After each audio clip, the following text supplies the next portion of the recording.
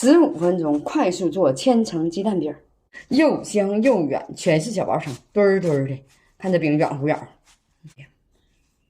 现和面现烙饼，不用发面也不用醒面，简单又快速，当早餐特别的适合。这是300克的面粉，加3克盐，加2克的发面旺，再加入210克35度左右的温水。搅到没有干面粉了，拿到案板上搓面，水分多粘手很正常的，粘手也不要加干面粉，推出去拉回来，搓个2分钟左右，水面完全融合，这个面有筋性了，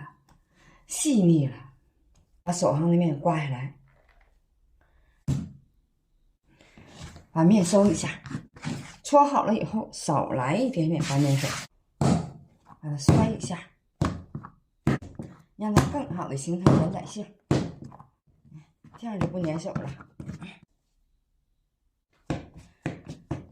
把它平均分成3个面剂，把面剂子收圆，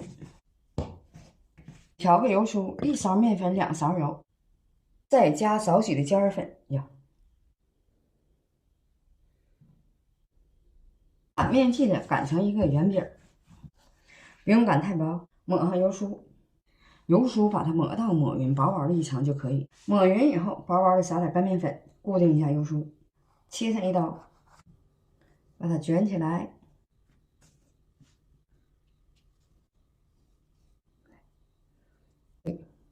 把它外圈包上，得接缝捏严。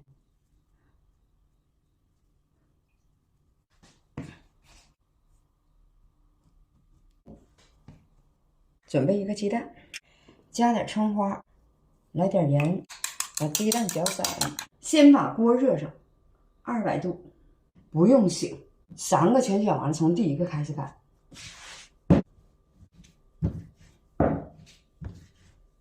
把饼擀大擀薄，锅喷油，喷到2用的小油壶，玻璃瓶的、雾状的，用热锅下饼。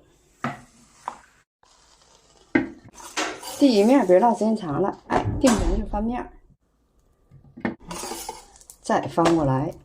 ，2面都定型了，把鸡蛋倒里，把鸡蛋刮匀，喷点油，然后翻面。饼鼓起来了，鸡蛋烙了上色了，这个饼就熟了。这饼老软乎了，你看，千层鸡蛋饼就做好了。这个饼也可以把它做成鸡蛋灌饼，看看，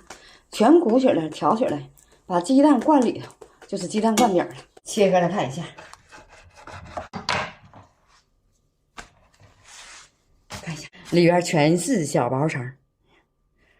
又香又软的鸡蛋千层饼，不用发面，不用醒面，